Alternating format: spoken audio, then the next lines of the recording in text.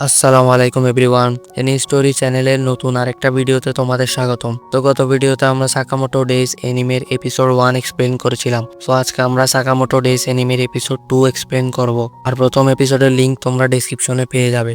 তাহলে চলো বেশি দেরি না করে গল্পে যাওয়া যাক। প্রথম এপিসোডে আমরা দেখেছি যে শিন এখন সাকামোটোর দোকানে কাজ করে। শিন সাকামোটোকে বলে, আপনি হিটম্যানে কাজ ছাড়ার পর কত ভালো এখনো ফাইট করেন। ওই দিন আপনি কত দ্রুত সেখানে থাকা সবাইকে মেরে ফেলেছেন। আমার আপনার ফাইট দেখে অনেক ভালো লেগেছে। তখন সাকামোটো তাকে কথা না বলে তার কাজ করতে বলে, কিন্তু শিন তার কথা বলা থামায় না। এইসব কথা সাকামোটোর স্ত্রী শুনে ফেলে এবং রেগে গিয়ে বলে, তুমি কি আবারও হিটম্যানে কাজ শুরু করে দিয়েছো? তখন সাকামোটো ভয়ে ভয়ে বলে যে আমি এই কাজ করি না। সে বলে, আমি কাউকে মারি নাই, শুধু আহত করেছি, এর থেকে বেশি কিছুই না। তখন তার স্ত্রী বলে, তুমি যদি তোমার ওয়াদা ভাঙো এবং তোমার পরিবারের নিয়ম ভাঙো তাহলে আমি তোমাকে তালাক দিয়ে দিব। যেটা শুনে সাকামোটো আরো বেশি ভয় পেয়ে যায়। সাকামোটোর স্ত্রী যাওয়ার পর শিন সাকামোটোকে জিজ্ঞেস করে যে এই ফ্যামিলি রুল বা পরিবারের নিয়ম আসলে কি। যেটা শুনে সাকামোটো মনে মনে শিনকে পেন্সিল দিয়ে মারতে চায় এবং বলে, তোমার মুখটা বন্ধ রাখো। এরপরে সাকামোটো শিনকে নিয়ে নিকিতা চায়না টাউনে চলে আসে, কারণ সাকামোটোর দোকানের জন্য কিছু জিনিসপত্রের দরকার ছিল। কিন্তু শিন দেখে সাকামোটো এত দূরে শুধু মিট বান নিতে এসেছে, যা সাকামোটোর মেয়ে অনেক পছন্দ করে। শিন তখন আবার সাকামোটোর থেকে ফ্যামিলি রুল বা পরিবারের নিয়ম সম্পর্কে জানতে চায়, কিন্তু সাকামোটো তাকে কিছুই বলে না। এইদিকে রাস্তা দিয়ে যাওয়ার সময় হঠাৎ একটা মেয়ে বিল্ডিং থেকে লাফ দিয়ে সাকামোটোর গায়ের ওপর এসে পড়ে। এই কারণে সাকামোটোর হাতে থাকা বন মাটিতে পড়ে যায়। দেখা যায় কিছু লোক মেয়েটার পিছে পড়েছিল। মেয়েটা তখন তাদের সাথে ফাইট করার জন্য রেডি হয়ে যায়। তখন আমাদের বলা হয় মেয়েটার নাম হচ্ছে লু শাওট্যাং। এরপর শিন সাকামোটোকে বলে যে আমাদের এখান থেকে চলে যাওয়া উচিত, কিন্তু সাকামোটো এখনো তার বনগুলো নিয়ে বসে আছে, যেগুলো মাটিতে পড়ে খারাপ হয়ে গিয়েছে। আর তখন আমরা দেখি লু নামের মেয়েটি সেখানে থাকা গুন্ডাদের সাথে মারামারি শুরু করেছে। লু একাই সেখানে থাকা সবাইকে মারতে থাকে। তখন শিন দেখে যে মেয়েটি তাইচি নামের মার্শাল আর্ট ইউজ করছে। তারপর হঠাৎ একজন টাকলা মানুষ লুকে পেছন থেকে ধরে ফেলে এবং আরেকজন তাকে ছুরি দিয়ে মারতে এগিয়ে আসতে থাকে। কিন্তু তখন সাকামোটো তার হাতে থাকা একটা চামচ দিয়ে তার ছুরিটা ভেঙে দেয় এবং এক ঘুষিতে তাকে অজ্ঞান করে দেয়। তারপর শিনও তার হাতে থাকা একটা বক্স দিয়ে টাকলা মানুষটাকে মেরে অজ্ঞান করে দেয়। এরপর একজন তাদের উপর গুলি করতে গেলে লু তাকে মেরে দেয়। তারপর হঠাৎ সেখানে অনেক গুন্ডা চলে আসে, কিন্তু তখন সাকামোটো লুকে নিয়ে দৌড়ে পালাতে থাকে, আর গুন্ডাগুলো তাদের ধরতে পারে না। তারপর গুন্ডাগুলো তার বসের কাছে এসে বলে যে আমরা মেয়েটাকে ধরতে পারি নাই, সে পালিয়ে গিয়েছে, আর এই কাজে সে মেয়েটাকে আরো দুজন লোক সাহায্য করেছিল। তারপর তার বস বলে, আমরা সেই মেয়েটাকে খোঁজার জন্য তার পুরো বংশ নির্বংশ করে দিয়েছি, তারপরও তুমি তাকে ধরতে পারলে না। তখন সেই গুন্ডা তার বসকে বলে, বস আমাকে আরেকটা সুযোগ দিন। কিন্তু তখনই পেছন থেকে একজন এসে তার মাথা কেটে ফেলে। তখন যে মানুষটি তার মাথা কেটেছে সে তার ভাইকে বলে যে এখনো এই লোকটা নিঃশ্বাস নেওয়ার চেষ্টা করছে।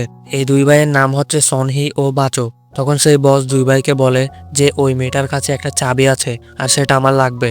যদি তারা চাবিটা হাতে পেয়ে যায় তাহলে তারা পুরো ব্ল্যাক মার্কেটে রাজ করতে পারবে। তখন দুই ভাই জিজ্ঞেস করে, আমাদের রাস্তায় যারা আসবে আমরা কি তাদের মারতে পারবো? তখন বস বলে, তোমাদের যা ইচ্ছা করো, শুধু চাবিটা আমাকে এনে দাও।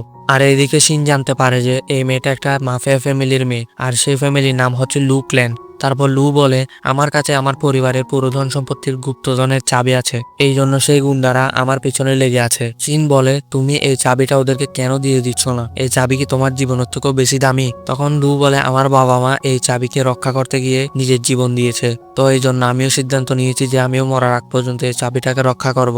আর তখন লু বলে, তোমরা আমার জন্য অনেক করেছো আর এটা তোমাদের কোনো সমস্যা না, তাই তোমরা এটাতে জড়িও না।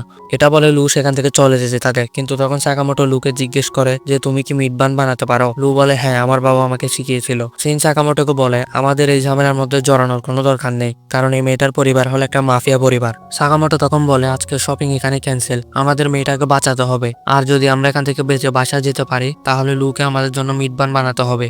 লু কিছু বলতে যাবে তখনই বাচো এসে সাকামোটোর মুখে একটা জোরে লাথি মারে, যার কারণে সাকামোটো দূরের একটা বিল্ডিং এর ভেতর গিয়ে পড়ে। এর মধ্যে লু আর শিন তাদের দুইজনের সাথে ফাইট করার জন্য রেডি হয়ে যায়। লু শিনকে বলে এরা দুই ভাই এবং এরা হিটম্যান, এরা মানুষকে মারার জন্য অনেক টাকা নেয়, কিন্তু কোনোভাবে তাদের টার্গেটকে বেঁচে থাকতে দেয় না। এরা সিরিয়াল কিলার, তারা মানুষকে মেরে অনেক মজা পায়। ওরা পুরোই পাগল, মানে ওরা ওদের টার্গেটকে মেরে তাদের মাথা সাথে করে নিয়ে যায় এবং তাদের মাথার চিত্র আঁকার চেষ্টা করে, এটা বলে তাদের হবি। বাচো এটা শুনে বলে, আমরা তো ফেমাস হয়ে গিয়েছি। তার কথা শুনে সনহি বলে, আমরা হিটম্যান, আমাদের কথা মানুষজন কম জানায় ভালো। শিন তখন সনহিকে মারতে আসে, কিন্তু সনহি শিনের হাত ধরে ফেলে এবং বলে, তুমি কি রাগ করেছো তোমার বন্ধুকে মারার কারণে? শিন তখন বলে, তোমার মনে হয় তুমি এত সহজে তাকে মারতে পারবে? তুমি অনেক বড় বোকা হিটম্যান, যে কিনা সাকামোটো সম্পর্কে জানে না। তখনই হঠাৎ করে বাচো লুর পেছনে চলে আসে। আর যখনই বাচো লুকে মারতে যাবে তখনই সাকামোটো এসে তাকে একটা ঘুষি মেরে মাটিতে ফেলে দেয়, যার কারণে তাদের নিচে ছাদ ভেঙে যায়। তারপর সনহি সাকামোটোকে জিজ্ঞেস করে তুমি কে? তখন সাকামোটো বলে রেড বিনের বানও ভালো হবে। সনহি লুকে বলে চাবিটা আমাদের দিয়ে দাও, তাহলে আমরা তোমাকে সহজ মৃত্যু দিব। তখন লু বলে এটা আমার পরিবারের শেষ সম্বল, এটা আমি কোনোভাবে তোমাদেরকে দিব না। তখনই সনহি বলে তোমার বাবা মাও এই কথাই বলেছিল যখন আমি তাদের মেরেছিলাম। এটা শুনে লু রাগের মাথায় তাদের উপর আক্রমণ করতে যায়, কিন্তু সাকামোটো তাকে আটকে ফেলে। শিন লুকে বলে ওরা তোমাকে রাগানোর চেষ্টা করছে।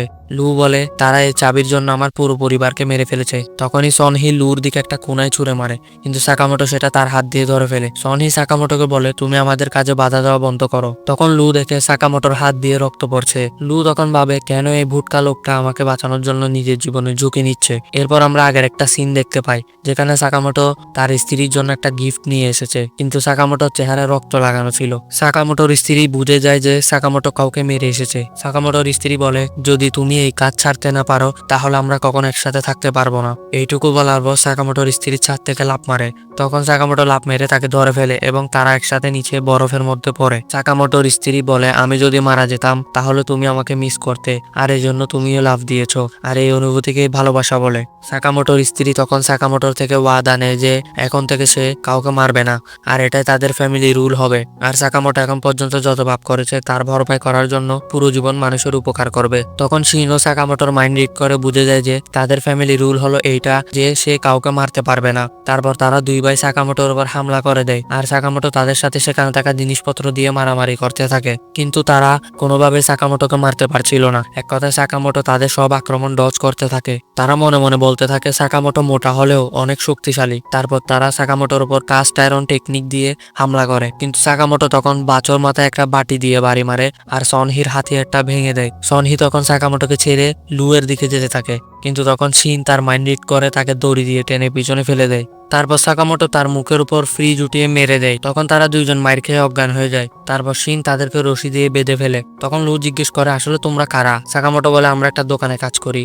তারপর আমরা তাদের বসকে দেখতে পাই, সে এখনো গুপ্তধনের সিন্দুকটা খোলার চেষ্টা করছিল, কিন্তু তখনই বাচো আর সনহিকে নিয়ে সাকামোটো ও শিন চলে আসে। তারপর লু পেছন থেকে এসে বসের গলায় ছুরি ধরে ফেলে, যেটা দেখে বস লুর কাছে ক্ষমা চাইতে থাকে। তারপর লু তার রাগ কমানোর জন্য বসকে ইচ্ছামতো মারতে থাকে। এরপর লু বলে সবসময় মানুষকে মেরে ফেলাই জরুরি না, আমাদের আগের কথা ভুলে গিয়ে খুশি মনে জীবনযাপন করা উচিত। এই কথা তার বাবা সবসময় বলতো। এরপর লু চাবি দিয়ে গুপ্তধনের দরজাটা খুলে সেখানের ভিতর ছিল অনেক স্বর্ণ আর কিছু বইপত্র। একটা বইয়ে লেখা ছিল যে লু ক্ল্যানের হেড হবে তাকে তার প্রিয় একটা জিনিস সেখানে রেখে দিতে হবে। তো তাদের ক্ল্যানের সব হেড সবার প্রিয় কোনো না কোনো জিনিস সেখানে রেখেছিল। লুর বাবা তার জন্য একটা ড্রিঙ্ক রেখে গিয়েছিল যেটা সে বড় হলে লুর সাথে খেতে চেয়েছিল। তারপর সাকামোটো তার সাথে থাকা সেই মিট বানগুলো বের করে এবং তিনজন এগুলো খেতে থাকে। পরের দিন থেকে লু সাকামোটোর দোকানে কাজ শুরু করে। সে সাকামোটোর দোকানে মিট বান বানাবে। শিন লুকে বলে তোমার থেকে তো অনেক ধন সম্পদ রয়েছে। লু বলে আমি আমার ক্ল্যানের ধন সম্পদ কেন খরচ করব। তখন সাকামোটো শিনকে বলে তুমিও এখন থেকে আমাদের পরিবারের একটা অংশ, তাই তোমাকেও আমাদের পরিবারের নিয়ম মানতে হবে এবং সেটা হলো কাউকে মারা যাবে না। এরপর আমাদের একটা বিল্ডিং দেখানো হয়, সেখানে কিছু মানুষের মিটিং হচ্ছিল। সেখানে তারা সাকামোটোকে মারার ব্যাপারে কথা বলছিল। যে সাকামোটোকে মারতে পারবে তাকে 1 বিলিয়ন ইয়েন দেওয়া হবে। তো এপিসোডটা এখানে শেষ হয়ে যায়। তো তোমাদের এই সাকামোটো ডেইস এনিমের সেকেন্ড এপিসোডটা কেমন লাগলো কমেন্টে অবশ্যই জানাবে। যদি ভিডিওটা ভালো লেগে থাকে তাহলে একটা লাইক এবং অবশ্যই আমাদের চ্যানেলটি সাবস্ক্রাইব করবে। তো দেখা হচ্ছে পরবর্তী ভিডিওতে।